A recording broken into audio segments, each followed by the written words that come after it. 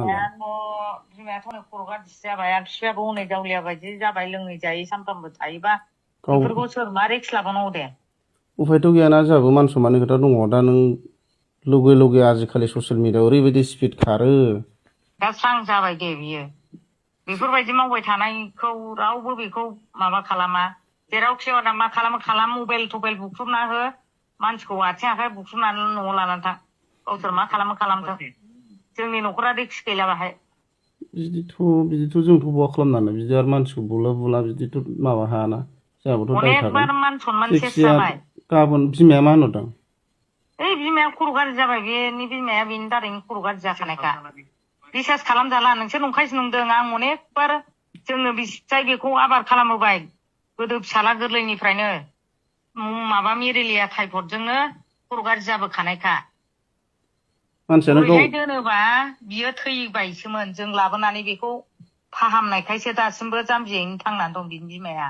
जोंहाबो मान सनमान दंना मानसियानो गावबा गथ'आ एसे खर'आनो थिग नङा नामालाय मान सनमानाथ' दं बयहाबो मान सनमान दं बाजै गावबो खर'आनो थिग नङा नामा गथ'आनो गोदोथ' बिदि नङामोन गथ'आ नैबे माबा एलबाम गानाय बेफोरबायदिनिफ्रायनो गाज्रि जादों सोर जों लिंक लादों जोंथ' मिथियाना एलबामखौथ' गाखाथाराखै आगोल बियो ओरैनो नाम गानाया गायखाथारा सोरबा लेंहरदों मादों ओरैबायदि होननानै बुंनाय खोनादों आंनोबोथ' बियो एलबाम गानाय भिडिअ गानाय मोनसेबो जेबो गैया बे गावनि एसे फाव फान्दायनानै जोंखौ नाम मख'लाजोबखानायसो बै समावबो थेवबो जोङो जेबो सानाबालानो दे जाजाबाय केसल' जोबथोंसै बिदि होननानैसो मानिनानै थालायलायखानायखा ओमफ्राय दा आरो बिदि खालामबावोब्लाथ' गथ'ना गाज्रि जागोन ना जोंहाबो मान सनमान दङ जावले बिदिथ' माबा जायाना नोङो ओरैबायदि होनदो फेसबुक पेजाव हगारना हो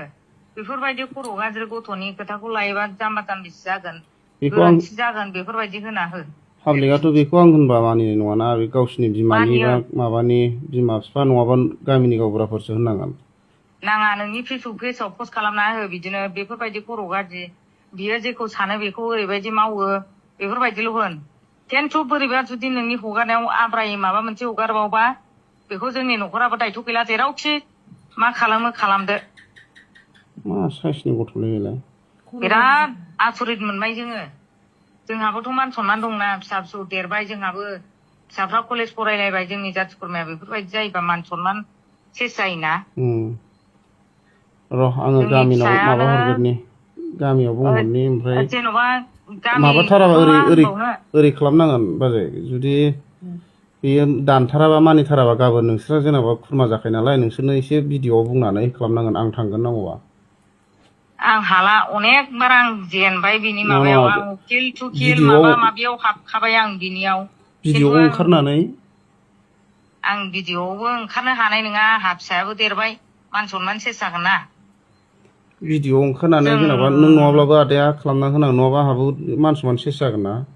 आदायाबो अनेक माबा खालामबोबाय खिन्थु आदा बाजैबाबो जों भिडिअ'आव ओंखारनो हानाय नङा जोंहाबो फिसानि लाइफ दंना जोंनि फिसायाबो कलेज फरायलायनायसो बिए फरायलायनायसो जों बेफोरबायदि मिडियायाव ओंखारनानै मालायनि थाखाय बिब'नि फिसाबाबो मालायनि थाखाय होनजायो जों दा जों ओंखारनो हानाय नङा नांगौबा हरै बिमा जाम्बिबाबो ओंखारना होथों खर' गाज्रिबाबो बिमाखौ बुंहोनोसै होनबा आं गाबोन र' औ जों खिन्थु मिडियायाव ओंखारनो हानाय नङा मान सनमान सेस जागोन जोंहा फिसा कलेज फरायनाय जोंनि प्रिन्सिपाल मास्टार जोंनि फिसाजोंनो नाखि गुलि माबा खालामनाय जोंहा असनमान जागोन दे ओमफ्राय नोंनि फेसबुक पेजाव हगारना हो पस्टआव बेफोरबायदि खर' गाज्रिनि खोथाखौ लायोबा मान सनमान सेस जागोन आरो बेनि खर'आ जायखौ होनबाय थायो नोंसोरनो मिथिखाबाय एथ' गिदिर केस सालायबोनानै माबाबोनाय मानसि होननानै बुं बिमानि बिब' नों माबा आं बिनानाव जायो बिमानि बिनानाव बुंबाबो मानिखायाना बुंबाबो मानिया बुजायबाबो मानिया आंनावनो सब आदा मास लानानै लाफैबाय बेखौ आंनि फिसाजों एसे बुजायनाय होननायखौ खोथाखौ लायो खोमा होननानै अनेकबार आं बिनि दारैनो उकिल कर्ट अफिस गानांबाय आं बिनि दारै असनमाननो जों बेसेबां सहायबावनांगौ बेखौलाय आरो जोंनि न'खरा गोदोनिफ्रायनो बेमारिजों गोलैबोनाय न'खर गोदोसोनानै थाबोनाय न'खर दासिमबो हा हु दङबाबो बिसिनि न'खरा जौगाखांनो रोङा आंनि बिमानि बिदा न'आ आरो बिनि बिमाखौ फाहामबोबाय जोङो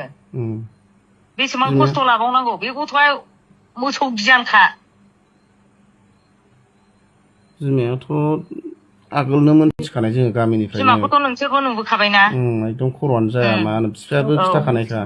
बिफायाबो खिथाबाय आरो बिफायाबोथ' एसे अख्रायानो दे आं गाबोन गामियाव रायज्लायहैनोसै नङाबाथ' उफाय गैला गामियाव रायज्लायनानै बिमा होयोना गावबुराफोर होयो मिडियायाव माबायाव होथोंसै आरो जेखुनु नोंनि फेसबुक पेजावल' हगारना होदो आंथ' जेबो होखाबाय दा उसुबिदा होनाया गैया माहायबा नोंसोर नागिरनानै जुदि मोनोबा बेखौ मबाइल थबाइल माबा चेकिं खालामनानै बुख्रुबना होजोब नों जेरावखि थाङा थांदो होनना हो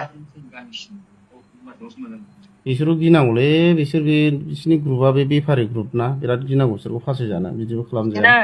डेन्जार गिदिर गेंआव हाबबाय जानांगौ बियो बिसोरनि डेन्जार ग्रुपखा आं खोनागासिनो दंखायो ओरैबायदि बिसोरनि गेंआ डेन्जार ग्रुप जाखासिगोन दा बिसोरखौ नों बुनोबो हाया माबानोबो हाया डाइरेक्ट फासायबा आयेनानो दा हिनजावफोरनिल' फासायजानो गिनांगौ नोङो जोंखौ साननाङा उसुबिदा मोननाङा जोङो मिडियायाव ओंखारनो हाया आरो जोंनि फेसबुक पेजजोंबो जों हगारनो हाया आरो दे बेल' मोनसे खोथा एसे बुंहरबावबानो जाबाय हायोबा गामिनि सोरबा नाम्बार दं होननाया बेखौ एसे बुंहरदेरबानो जाबाय नाम्बाराथ' दं दा जों उसुबिदा ना दिनै खोनादों दिनैथ' हरनो हाया बे मानसिया जोंनि बाजैनाव फैदोंमोननो आं दहायनो फुङावनो फन खालामखादों आं खिन्थु बिदिखौ हगारदों हगारा आं जेबो मिथिया आङो बिमाजों रायज्लायनो मोनैया सप्ता खनसे जाबाय मा खालामदों मा मादों होननानै फन बुदोंमोन आं ओमफ्राय आं आनै मोननावसो दंफैयो आबैया आयं मोननावसो थांनो नागिरदों होननानै बिमानि नाम्बारखौ हरनायखाय आं बिमाजों रायज्लायहरनानै बिबैजों रायज्लायदों थेवबो बियो बावनो दङ बिमानै मोननाव जलायस्रियावनो दङ ओमफ्राय बेबा बेसे टाइमाव थांखो आंथ' मिथिलाना आंबो हरनाय टाइम हरबाय थानोबो मोना आरो बेसे हरबाय थानो आरो फना खेनसे रायज्लायबाथाय आं हरखायानो दे बाजै आं रायज्लायहरगोन र' दे गामिनि सेंग्राफोरनो रायज्लायहरनि र' रायज्लायहर दे खुलुमबाय लोगोफोर बयनिसिमबो नोंथांमोना बे दहायनि ससे भइस कल रेकर्डिं बिथां सभारान बसुमतारी बड' एक्टर नङा होनबा बिथांनि माने दासान्दि बे भइस कलआ माने गोबां भाइरेल जागासिनो दा बिथांनि बागै ससियेल मिडियायाव भाइरेल जानायनि गेजेराव माने दा बिथांनि बागै गोबां चर्चा सोलिगासिनो माने फेसबुक खुलिबानो बिथांनि फट' शेयार जानाय बिथांनि बागै बुंनाय गोबां रोखोमनि गाज्रि कमेन्ट लिरनाय लोगोसे बिथांनि सायाव गोबां गाज्रि मुं लानानै सोंखारिनाय जादों बिथांखौ दिनै जाथायखौ नोंथांमोना भइस कलखौ दहाय नोंथांमोना निस्सय खोनाखाबाय नङा होनबा दा बेनि गेजेराव गोबां स्ट'रिफोर हाबना दं नङा होनबा दा खोनानाय हिसाबै जिहेतु सभारान बसुमतारी बिथाङा बड' सावथुननि एबा कमेडियान माने सर्ट मुभिफोराव जों बिथांखौ बांसिन नुयो होनबा नङा होनबा नुनो मोनो दा बिथांनि सायाव माने बेफोरबायदि गोबां भाइरेल जानायखौ जोङो नुनानै जोंबो जोबोद दुखु मोनदों लोगोसे बेफोरबायदि जाथाया दिनै माने गोबां रोखोमनि बर' मानसिनियाव बेफोरबायदि गोबां जाथाय सोलिगासिनो जिनाहारि जानाय माबा जानाय नङा होनबा बेफोरबायदि जाथाय दा जुदि थारैनो बिथाङा बिदि मार बा गावखौनो गाव सुद्रायनो नाजानांगौ ओमफ्राय मानो बेफोरबायदि नङा होनबा हाबा जाखानानै गथ'फोरबो दं नामा ना मा मिथिया हिनजावफोर दंखायो हाबा जाखानानै गुबुन मानसिफोरजों बिदि लाइन लानाया जोबोर गाज्रि जादों आं सानो नङा होनबा दिनै गोबां मानसिफ्रानो बिथांखौ गाज्रि बुंदों निस्सय गाज्रि माबा लामाजों थाङोबा मानसिफोरा गाज्रि बुंखायो नङा होनबा दा बेखौनो खावलायो दा बिथांनि सायाव माबाफोर मोनसे जादोंबा बिथांखौ जोङो खोनाखादों खेबसेबो बिदिनो जाखांबाय होननानै दा बिदि खनले जाबा रायजोफोराबो खिथायाव निमाहा होनाय नङा नोंथाङा थाबैनो गावखौनो गाव सुद्रायनो नाजानांगौ नङा होनबा नोंथांमोना जुदि बेफोरबायदि आंनि माबाफोर गोरोन्थि जाफ्लांदोंबा बुंनायाव आं बयनिसिमबो निमाहा बिबाय आं आरो बारा बुंनो फैया बिथांनि सायाव बिथांनि न'खरा एसे हालोदाबो गाज्रि बेनिखायनो आं बिथांनि सायाव दा बेफोरबायदि जेबो एक्सन लानाय मानाय आंनियाथ' जेबो राइट गैया दा